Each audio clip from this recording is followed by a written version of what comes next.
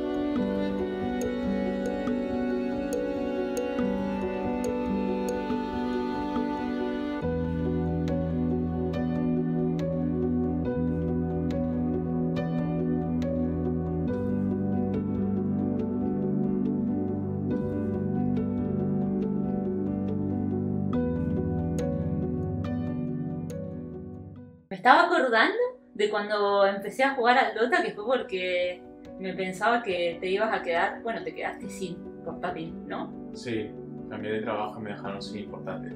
Ay, lo cuento como un perro mojado por cambié de trabajo. Sí, quitaron el portátil, era lo único que tenía. Y tuve que comprar uno nuevo, un ordenador para trabajar y bueno, para jugar contigo. Bueno, igualmente eso hizo que yo empezara a jugar al Dota con vos. Fue un poco complicado esa primera vez porque Sí. nos peleamos bastante. Tenemos un vídeo que podrán ver aquí de la primera vez que Anita jugó al Dota. Era difícil, la verdad, meterse a los 33 años a jugar al Dota, pero bueno. Y con tu primer juego. Exactamente. Yo creo que es un juego tan complejo, un MOBA tan difícil, que es lo que hace que aún me mantenga en él, porque si no, ya lo hubiera dejado hace tiempo. ¿Quién diría, que te gusta porque es complejo? Sí, y las veces que he intentado, porque claro, ese año en que empecé a jugar al Dota también empecé en el streaming. Hacía antes streaming, pero otra cosa, pero empecé en el streaming. Me acuerdo que la gente en el chat decía, ¿probaste el LOL? ¿O jugaste alguna vez al LOL? Y digo, eso no se toca. Blasfemia. Sí, nunca lo quise probar. Pero bueno, al final el Dota te gustó tanto, que quisiste empezar a hacer entrevistas a gente de la escena, etc. Sí, ¿te acordás que ese año específicamente hicimos un montón de viajes? Y antes de hacer el viaje de Argentina a fin de año, le hice la entrevista a Chompix del programa que arrancamos con Va de Dota, que estaba bueno porque así conocí también a Avo, conocí a Blue, conocí a Iwo, y también empecé de Dota Fem, que eran las entrevistas a jugadoras de Dota, pero jugadoras de cualquier, o sea, de Dota específicamente, pero digo de, no sé, caster, jugadora, pro player, streamer. De todo, la verdad. Sí. En mayo vino el Queen Challenge, que estaba organizado por la Federación de, no sé si es de eSport Argentina o de deporte, no lo sé, ahora no me viene a la mente esa con claridad. Bueno, por Warlock. Sí, exactamente. Vos quisiste ayudar con el premio para porque era una de las condiciones que Warlock comentó, en plan como para que Wikipedia pudiera, como pudieras publicar, ¿no? el torneo en plan oficial. Claro. Y nosotros dijimos, que hace falta $500 para publicarlo, pero nosotros pusimos los 250 que faltaban para poder hacerlo. Exacto, pero con la condición, le dije yo, de que yo pudiera participar un poco dentro de lo que eran los lives las partidas, entonces sí conocimos más chicas. Bueno, conocimos también de que se organizaba un torneo para las mujeres y dentro del propio servidor, los propios organizadores eran como un poco... Sí, trataban mal a las mujeres. Claro, entonces era como, ¡guau! Fue... cachetada la realidad. Sí, y fue el inicio de conocer la mierda y de la escena.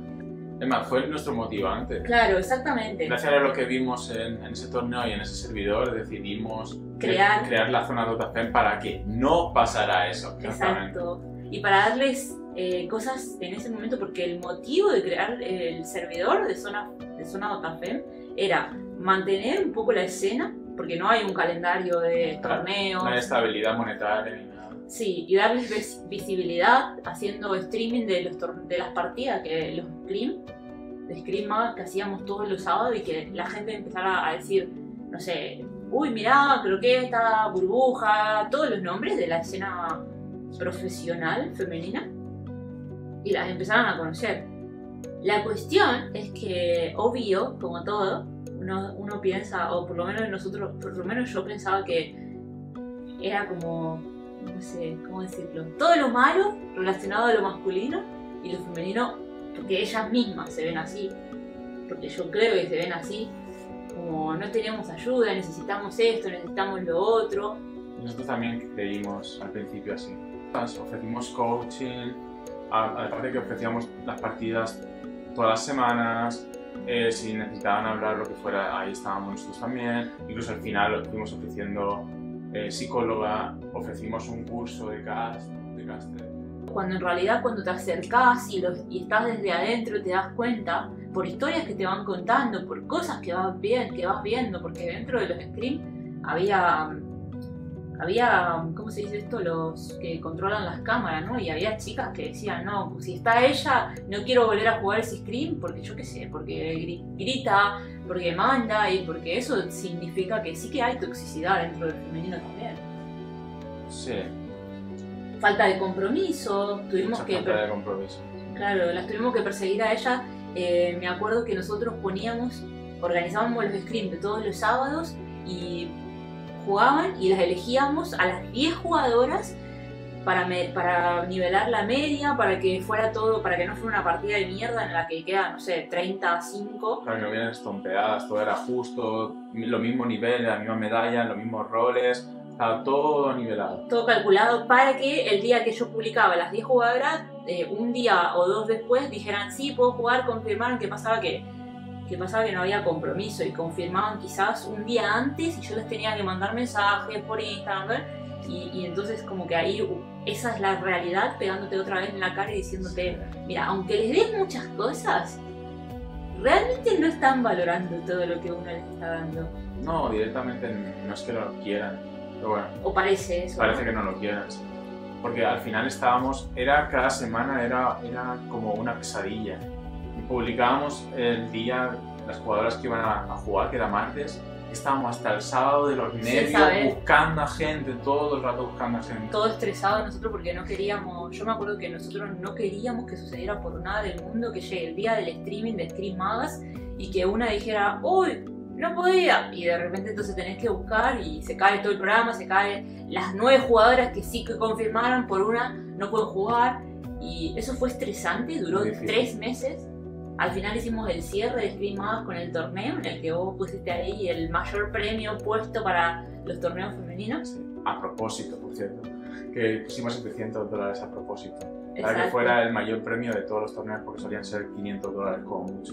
Claro, y ese fue de 700 y...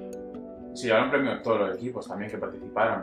O sea, las 20 chicas que participaron se llevaron premios. Todas. Exactamente, solo por entrar a participar, ya si te quedabas en cuarto lugar te llevabas dinero.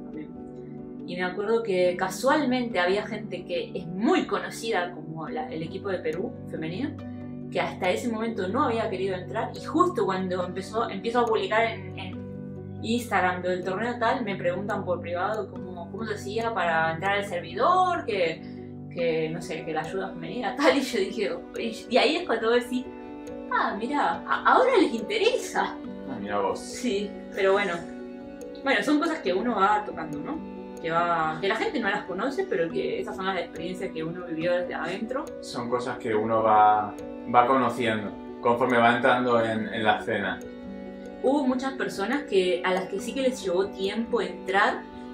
No es el caso de este, por ejemplo. Otras que hasta el día de hoy tengo relación de escribirme por Instagram que no entraron nunca al servidor, por lo que digo, ¿no? Porque también hay toxicidad dentro del femenino. La han pasado mal. Tenían roces con chicas de otros equipos, etcétera, y no querían volver a entrar en ese mundo de tan mal que lo habían pasado en el pero que agradecían todo lo que estábamos haciendo, agradecían todo el trabajo, porque me lo dicen hasta el día de hoy, me escriben y es como que al final somos creo que un granito de arena ahí aportamos de cosas que nadie antes había hecho. Sí, o por lo menos lo intentamos. Sí. dando nuestro tiempo y dando dinero, el tuyo sobre todo. Quizás en Latinoamérica imagino que en algún momento habrán querido o no se les habrá ocurrido, no lo sé, pero no existieron espacios como ese que nosotros creamos. Para terminar el video, allá a las dos cámaras, dejamos la historia de la parte de Arduino y la parte del final que vino ahí en un momento, un punto de inflexión, que fue lo que nos hizo ver que quizás lo cerramos. Eso va para los próximos videos. ¿Querés? Sí. Stay tuned. Gracias, guapo. Nada, linda. Nos vemos. Nos vemos en los botas. Es verdad, nos vamos a jugar a ver unos gotitas. Chao, gente. Adiós.